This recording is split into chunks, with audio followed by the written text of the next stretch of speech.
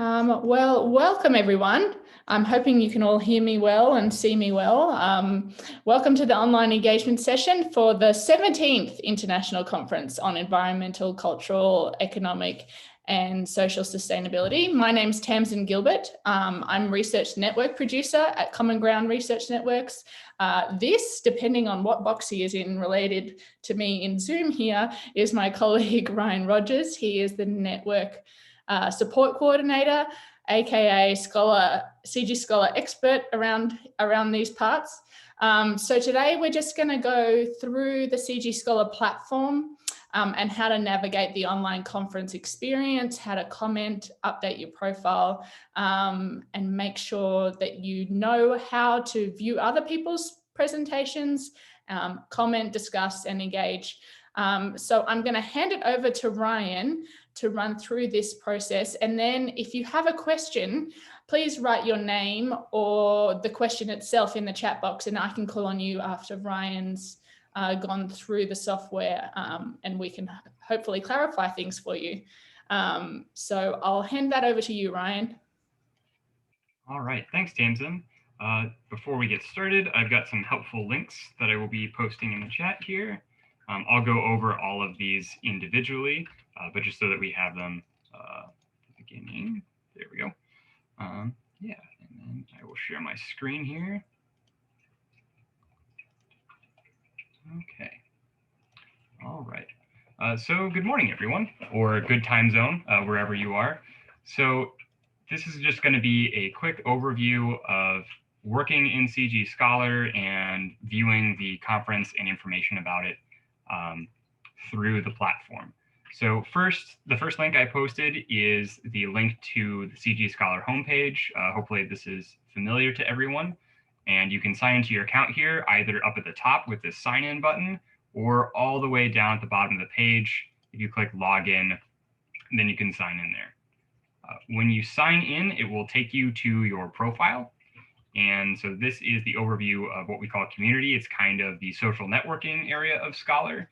And from here, this is where you can update your profile through account settings. More on that in a moment. And if you are ever lost anywhere, if you click on Get Support, that will take you to our knowledge base. And I've posted three helpful articles in the chat there for everyone to review. And again, I'll go over those individually, but this is a great place to look for things if you are lost at all. All right, back on the profile, if you go to account settings, this is where you can update your name and your information and your microbiome, etc. And that is what is publicly visible when people click on your page. So just go back to community here. Then the first knowledge base link is on updating your profile in CGScholar. And so this has detailed instructions on how to update everything from your bio to your affiliation, etc. So please use this as a reference if you need any help with updating your profile. And definitely recommend that everyone has their profile updated, as your image will show up when you're leaving comments in discussions, etc. And then if people want to connect to you and add you as a peer to discuss your work, then having your profile updated is a really important aspect of that. Returning back to Scholar here, if we go to event, this is actually how we get into the conference. So this is the 17th International Conference on Environmental, Cultural, Economic, and Social Sustainability. So you can either click there from the browse events, or you can click on your events and see the list of events you have there. I'm not going to click on your events right now because I have a bunch of events in there. So when you click on that, it will take you to the homepage of what we call the event microsite. And that is the second link in the chat there. It says conference microsite. And so here we just have about with a little bit of descriptions, etc. To view the conference schedule, you'll click on event schedule. That's also the next link in the chat. So when you click on the event schedule, you'll see that there's day 1, 2, 3, 4, and it has the content for each of those. So on day 1, we have this online engagement session that we're in right now. And then we have a couple other live sessions, and then we have an asynchronous session. How the conference is run is, other than a few key events here online, they are going to be asynchronous. So there isn't an exact time for a live discussion via Zoom or other video chat medium. And so we use these discussion boards, which we can click here real quick. And this is where we can add discussion. Also, if we had clicked on the title, we would see an overview that has the description and the Zoom link, and that should be there for all of the actually timed live sessions. But if we click on discussion, then here you'll see my avatar is here, and I can leave a comment and say, looking forward to the start of the conference.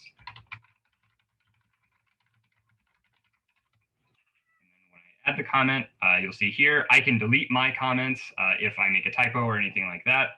I can reply to my own comment or to others' comments and keep a thread. You'll get intermittent emails when someone replies to your comments. They are not every single time, because obviously that would be a lot of emails, but you will get reminders every now and then, but it's still good to check back on your particular session. So that's a general overview on the discussions. We head back to the main event schedule. If we go to, say, day 2, you'll notice we have the panels. This is refocusing sustainability, and you can see all of the presentations that are within that panel. And if we go into that panel and look on the presentations, there are the abstracts for everything, and you'll notice these blue bars for view digital media, and that is for all the presentations that have their digital media uploaded. You can click on that and it will take you to the individual page of that presentation. And it has some information about it, and you can view or download any attachments they have. In this case, this is a video file that you can download and watch at your convenience. If someone has uploaded or rather embedded a video link from, say, Vimeo or YouTube, then it will appear as an embedded link, and you can play it right there in your browser.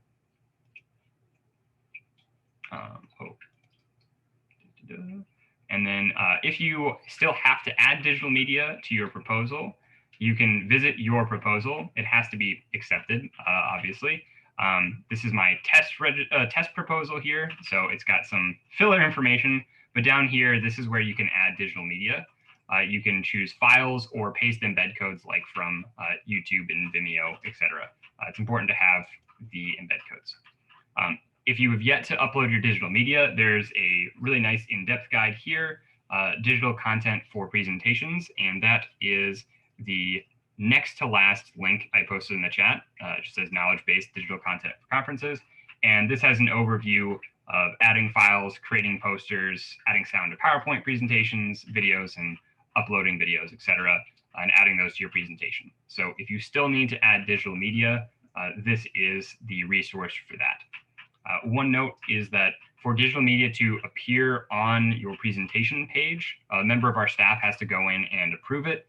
We are monitoring the digital media submissions very heavily, obviously, during the conference. So there shouldn't be much delay there, but note that there will be a slight delay before it appears on your page between you adding it and it appearing. Okay, then returning back here. Then go back to another thing is separate from the event schedule, you can look at the list of accepted proposals by clicking on presentations. If you want to look for a specific proposal, either by theme, there are the different themes of the conference that you can look by type, or alphabetical if you know what it is. So this is another good resource for being able to find things within the schedule that aren't necessarily listed by their times. I think that is the main thing. One other big note is while these do have days and dates listed up here at the top, again, most of these are asynchronous with the exception of the live sessions, and all of those say live and provide a time there. But otherwise, all of these sessions are asynchronous. And another thing of note is when we go to the discuss, this discussion is shared for all of the presentations in a given panel. So we try to group all of the presentations with similar thematics or at least a similar format. So the discussion is all still topical to all three or all of the constituent presentations, but it is shared between all of the presentations. Just a quick note on that. So you're not going into the individual pages and looking for discussions there. Okay, so that was a very quick overview of how to navigate event here. And then there's another knowledge base article. This is the last knowledge base article that is kind of a recap of everything I said there. It also includes how to register and submit a proposal. Obviously, everyone here has already registered, and it's a little late to submit a proposal at this point, unfortunately. But this does recap viewing and discussing presentations and accessing the schedule. So that is all I have for the brief overview here.